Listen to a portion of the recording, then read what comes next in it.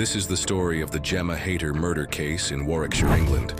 A horrific killing in a bustling city where the perpetrators were disguised as friends of the victim.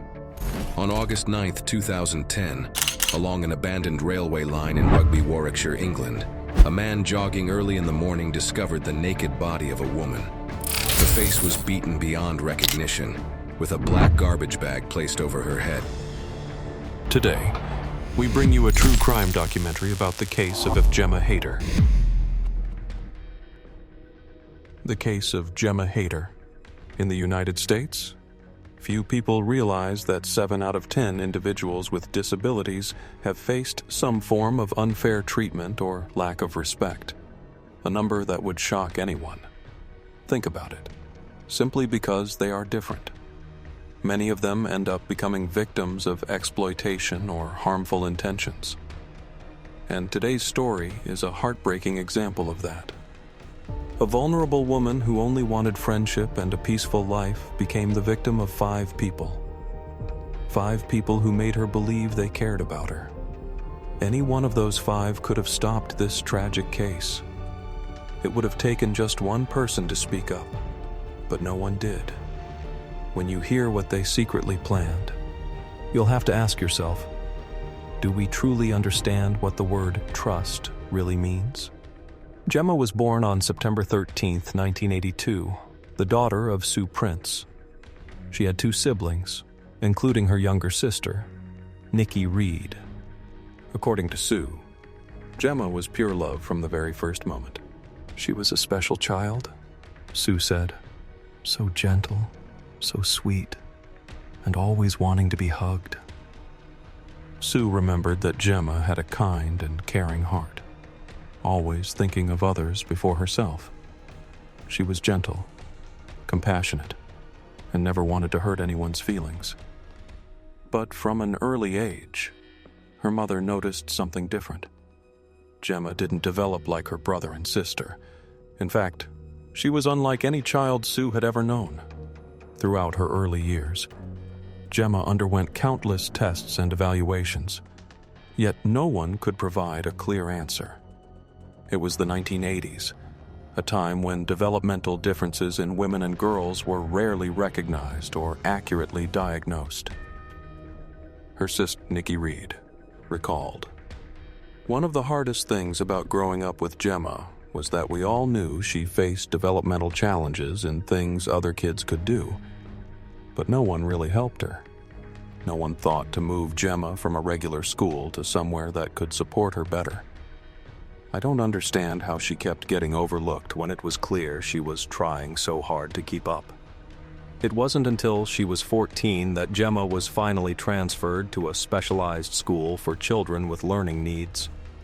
But because there was never a clear diagnosis, her mother, Sue, had to fight for help on her own, going from one agency to another just to give her daughter a chance at a normal life. According to official reports, Gemma had contact with social services 29 times between the ages of 13 and 19. Throughout those years, she was repeatedly assessed and evaluated. Yet the outcome was always the same, no specific answers. Social workers said Gemma's learning and developmental condition was not severe enough to qualify for full-time support. This was a familiar gap in the system, where people with special needs fall between the cracks, not eligible for assistance but unable to live independently. As a result, they are left out of the programs that are supposed to help, with no one truly responsible for their care as adults. Nikki Reed shared, "As a family, we begged for help from the time Gemma was little, from social services, teachers, hospitals, doctors, anyone who would listen, but it was always the same response. She doesn't meet this criterion, or maybe she's on a certain spectrum." And then someone else would come along and say no. She doesn't qualify for that category either. It was as if Gemma was always stuck in the middle, not qualified enough to receive support, yet not capable enough to live like everyone else. And that's exactly how the system left her behind. What Gemma wanted most in her life wasn't pity. It was independence. In 2008, she wrote a letter to the local council asking for help with her daily needs and to find a stable job. In that letter, Gemma wrote, "I want to have a job. I need my independence. I just need someone to help me when I really need it. That's all I want in life." At the time of this story, Gemma was 27 years old, living alone in a communal apartment within a gray 10-story building in Rugby, Warwickshire, England. However, without the proper support she needed, her life became more difficult and lonelier than ever. The one thing Gemma longed for, besides work and independence, was genuine friendship. She was described as kind-hearted and trusting, someone who always saw the good in people around her. But sometimes, that kindness and trust can become the very thing that puts vulnerable individuals at serious risk. On August 7th, 2010, a family friend named Fran Cutt happened to see Gemma outside a garage near her apartment in Rugby. With Gemma that day were Daniel Newstead, 19, and Chantel Booth, 21, two people Gemma trusted and considered close friends. Fran asked, "Gemma, where are you going?" She replied that she was heading toward Coventry with Daniel and Chantel. When Fran pressed for details, she started to feel uneasy. She knew that Daniel and Chantel had persuaded Gemma to take some items that didn't belong to them. Gemma didn't seem to realize it was wrong because, in her mind, she was just helping her friends. Fran also discovered something more concerning.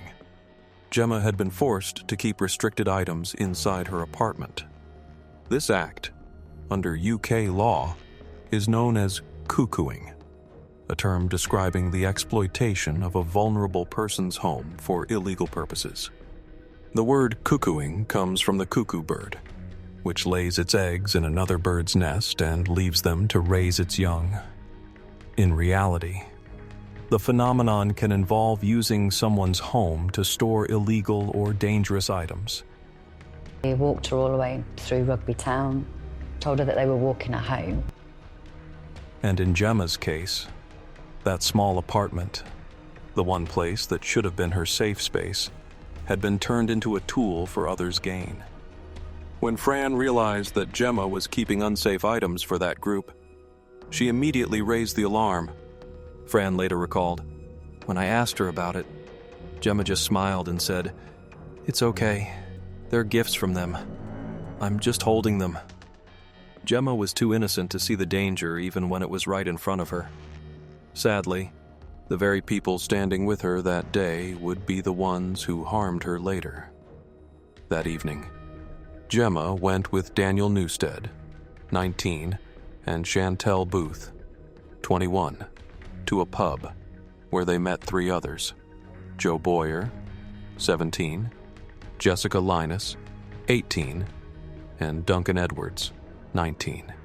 When Gemma jokingly mentioned that someone in the group was underage, they were asked to leave, which angered Chantel. She began yelling and shoving Gemma in the street, while Jessica joined in, striking her with her hands. Much of the incident was captured on security cameras, showing that Gemma was completely caught off guard and did not fight back. The next morning, Gemma returned to Chantel's apartment to pick up a few belongings, but that visit turned into a horrifying experience. She was held there against her will for several hours.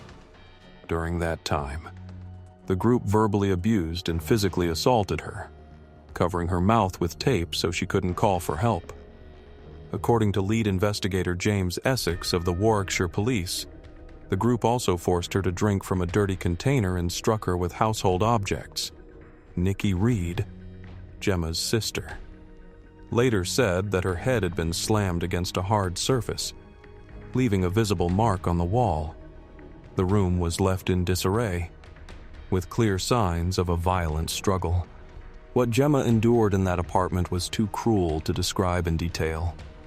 To add to her pain and humiliation, the group of five made Gemma believe they were simply taking her home. They drove her around Rugby while Gemma continued to trust them completely, believing they were her friends, believing that just a little further and everything would be okay. Her sister, Nikki Reed, tearfully said, "Gemma must have thought, just one more corner."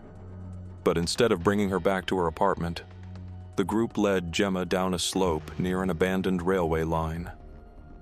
There, cruel actions took place. According to the investigation report, Gemma was brutally attacked, leaving multiple visible injuries on her body. Forensic analysis found shoe print marks consistent with those of the suspects. Afterward, she was left exhausted, and her personal belongings were destroyed at the scene. The next morning, on August 9, 2010, a jogger discovered Gemma's body near the railway area, showing signs of an extremely violent incident. The news quickly spread across the small town, leaving the community in shock. Just a day later, Jessica Linus posted a chilling status on social media. "Want to know what just happened on Hill Morton Road? Did they really find someone?" As if trying to distance herself from what happened. When Gemma's mother, Sue Prince, returned to the scene, she told reporters it was a terrible place for my daughter to leave this world in the middle of the night. Holding back tears, she said, "All I could think was, why? Why did they do that? She had her own struggles. She was so vulnerable. And what hurts me the most is that I believe if Gemma were still alive, she would have forgiven them." Sue paused, her voice trembling. "They thought it was fine. They thought it didn't matter. It was just Gemma. Gemma, who, in their eyes, meant nothing at all." Nikki echoed her mother's feelings when she told reporters, "I don't know what my sister was thinking in her final moments. Maybe she was just confused and scared, wondering, what's happening? I didn't do anything to them." She paused, her voice trembling. "I know she must have been in so much pain, both physically and emotionally." Thankfully, local police acted quickly, arresting the group of 5 within days and charging them in connection with the serious incident that led to Gemma's passing. Nikki recalled the first moment she entered the courtroom. "I sat in the gallery, and when they started describing what had happened to Gemma, it was one of the worst days of my life. Absolutely heartbreaking." During the trial, Gemma's mother, Sue Prince, delivered the victim impact statement, a speech that left the entire courtroom silent. She said, "Losing a child is beyond words, but knowing that 5 people stood there, watching, staying silent, and not one of them tried to stop it, that's even more cruel and heartless. I still can't understand how such young people could do something like that. And what hurts even more is that they showed no remorse at all." Sue's voice broke as she said she loved Gemma deeply and missed her every day. "I spent nearly my whole life trying to get my daughter diagnosed, cared for, and given a normal adult life. I don't hate them, to be honest. I don't even know what I feel anymore. Maybe sorrow is the first thing that comes to mind. Those young lives, such a pity, such a waste." During the trial, Judge Lady Justice Rafferty described the case as a chronicle of callousness and called the group of defendants so despicable that it's hard to find a more fitting word. She told the court that in early August 2010, Gemma had been held against her will in a bathroom, repeatedly begging to get her phone back, a device the group had deliberately hidden so she couldn't call for help. "I struggle to imagine how much more cruelly they could have behaved," she said. According to the report, when the security footage was played in court, Lady Rafferty had to stop it because she was too distraught by what appeared on the screen. The video showed Gemma being led out of the apartment, told to tidy herself up so as not to draw attention, and quietly following the people she believed were her friends. The judge described Gemma as loyal, trusting, and full of love. following them without realizing she was being led to a tragic end. When they reached the abandoned railway area, the group committed a severe act of violence. Forensic reports confirmed that Gemma suffered multiple serious injuries from the physical assault. According to the judge, when Gemma tried to resist, the group restrained her further, leaving the victim in critical condition. She left this world in fear and unbearable pain because of what they did, both there and in the apartment, she said.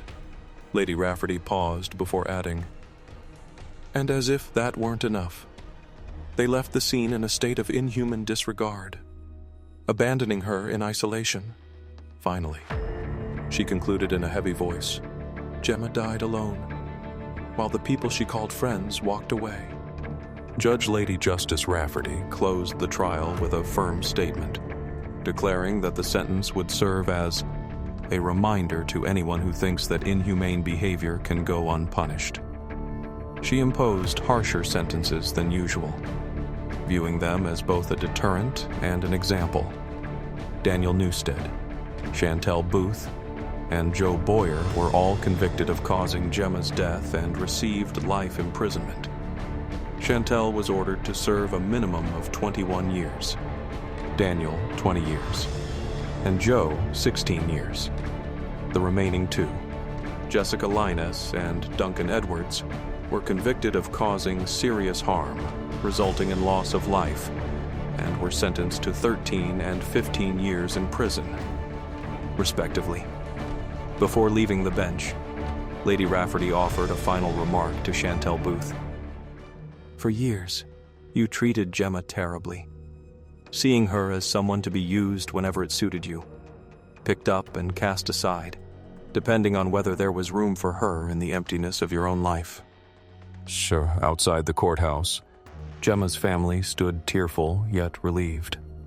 Her mother, Sue Prince, told reporters, "This will give them enough time to reflect on what they did last August when they took my daughter away.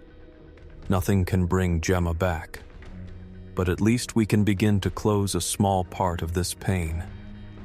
Thank you to everyone who has supported and stood with us." Meanwhile, Chief Inspector James Essex of the Warwickshire Police praised the investigative team for their relentless dedication. Gemma was a vulnerable young woman who became a victim of the very people she trusted. Today's justice is for her, and for everyone still living in fear of being exploited or bullied. After the trial, an independent panel conducted a special review of Gemma's case to identify the serious failures within the care system for people with disabilities and those who are vulnerable. The report revealed that Gemma had contacted social services 29 times between the ages of 13 and 19, a troubling number showing she sought help far more often than anyone realized. 9 of those contacts occurred within just the last few years of her life, when Gemma's situation had become more concerning than ever. According to Kathy McCate, who led the review, there was no evidence that this heartbreaking incident could have been completely prevented. But she believed that if Gemma had been properly reached and supported, she could have lived a different life, a safer, more stable one, less entangled in harmful relationships. Kathy explained that Gemma was a victim of what's known as mate crime, a term used to describe when someone is exploited, bullied, or mistreated by the very people they trust.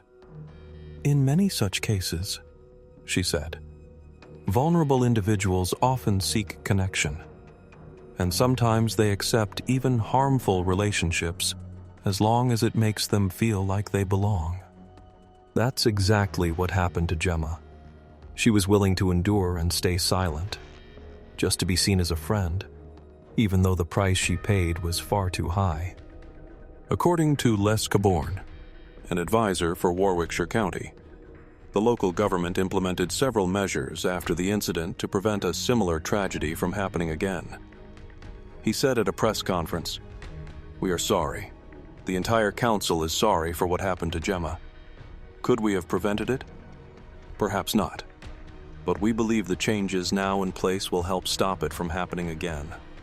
However, the reality has not entirely matched those words.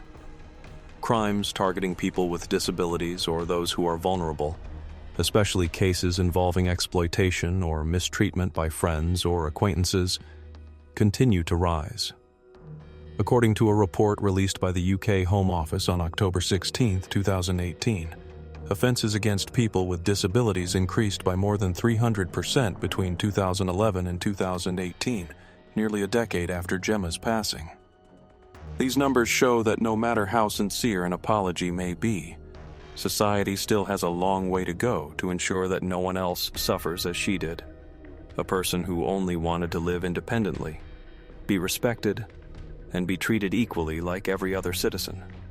The case of Gemma Hayter carries an unsettling resemblance to that of Jennifer Doherty, a 30-year-old woman with disabilities who lived in Mount Pleasant, Pennsylvania. On February 8, 2010, exactly 6 months before Gemma was harmed by those she believed were her friends, Jennifer faced a similar tragedy. She had been invited to the apartment of a group of acquaintances, 6 individuals later known as the Greensburg Six. But instead of a friendly gathering, it became the most horrific 3 days of her life. Jennifer was held against her will, humiliated, and cruelly mistreated. They cut her hair, drew on her face with nail polish, and poured filthy mixtures of oatmeal, spices, and cleaning chemicals over her head, causing painful burns to her scalp. They struck her with household objects, leaving her body covered in injuries. The group also forced Jennifer to ingest harmful substances and repeat degrading acts while they recorded it for their amusement. After 3 days of both physical and psychological torment, Jennifer was bound, gagged, and attacked with a dangerous object.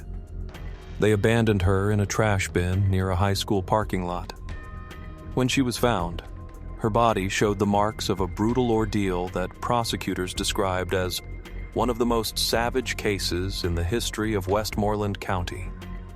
By February 10th, the group gathered and took a vote to decide Jennifer's fate. The result was chilling. They agreed she could not be allowed to leave. Jennifer was forced to write a fake letter claiming she wanted to end her own life, a tactic meant to mislead the police. After that, they wrapped her body with Christmas lights, inflicted severe injuries with a sharp object, and hid her remains in an industrial trash bin left in a parking lot near Greensburg-Salem High School. Hours later, a passerby discovered the body in a condition that took authorities several hours to identify. The details in the case file left even the most seasoned investigators shaken. Jennifer's case, like Gemma's, is one of the hardest stories to study and retell, not only because of its cruelty, but because it represents the ultimate betrayal of trust. Think about it. The feeling of believing you are safe among friends, only to realize they are the ones who have taken everything from you, is truly unimaginable. I can't begin to comprehend the fear and loneliness both women must have felt in their final moments. After the case concluded, a documentary titled Gemma, My Murder was released on BBC Three, retelling Gemma's story through the voices of her family, friends, and the investigators who worked on the case. The film not only retraced Gemma's final journey, but also exposed the alarming gaps in the system meant to protect vulnerable individuals. You can find the full documentary on YouTube, on her personal YouTube channel. Gemma's sister, Nikki Reed, also shared her emotions after watching the film. This is to highlight that this sort of stuff goes on. And that there is a vast amount of people out there that need support from not only their family, but anybody that they come in contact with in their daily lives. One of the running themes from everybody that's messaged me is that they are astounded and disgusted that these 5 people that committed this murder exist. And that's kind of made me think, do you know what? They weren't beamed down from an evil planet. they are part of our society. They are our children. They are our children's friends. They are the future of our culture.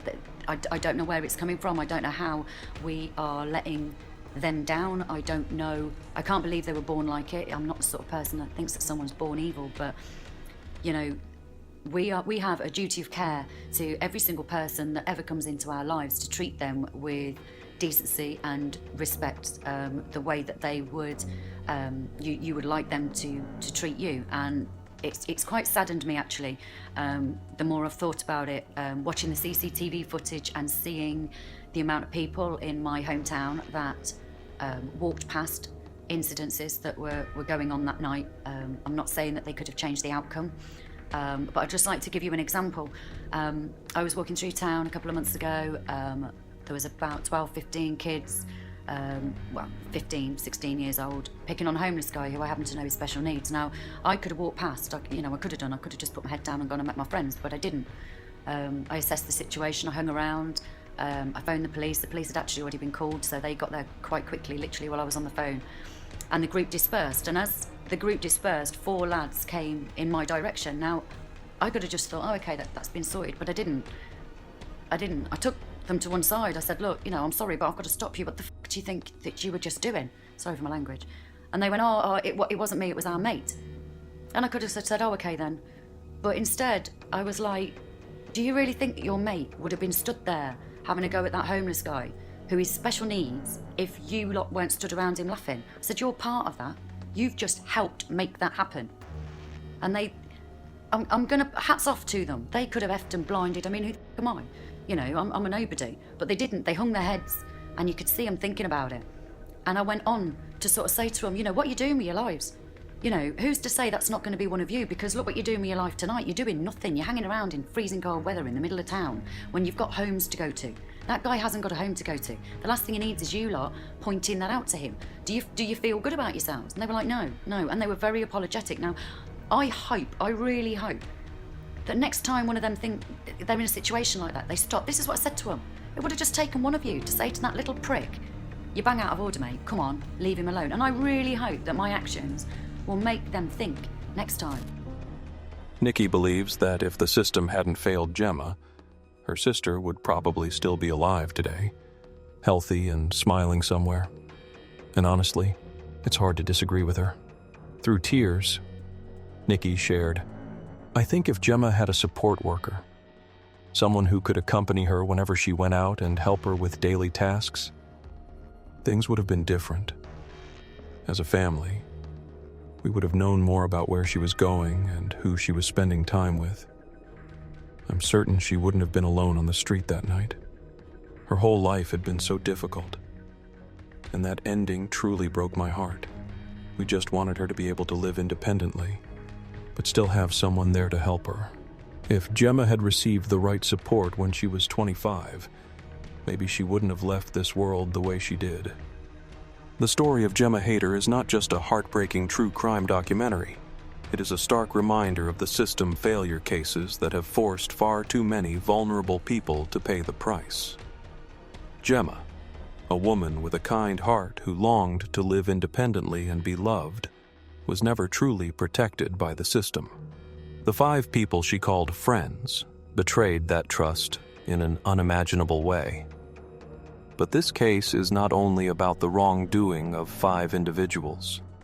It is proof of society's indifference toward those who need help the most. Gemma should have lived in an environment filled with support, education, and protection, a place where kindness could not be exploited. Instead, she was left behind in the void of promises that were never fulfilled. Today, when we remember Gemma, we honor not just a victim, but a person who deserved to be heard, loved, and protected by justice. Her story is a reminder that justice for victims only truly exists when we dare to speak up, when community awareness and education are no longer optional, but essential responsibilities. Thank you for joining me in this painful but necessary story. If you believe that people like Gemma Hayter, those with disabilities, Vulnerable individuals who only wish to live safely and independently deserve to be heard, protected, and recognized by justice. Please like, share this video, and subscribe to the channel so we can continue telling true crime documentaries about justice for victims, system failure cases, and the lessons society must never forget. Every interaction you make not only keeps Gemma's memory alive, but also helps promote community awareness, encourage education, and build a stronger vulnerable protection system, one where no one is left behind simply because they are different. Leave a comment below. What do you think society needs to change so tragedies like Gemma's will never happen again? I truly want to hear your thoughts. And don't forget to turn on notifications so you won't miss the next story, where every case is not just about pain but a call for us all to act.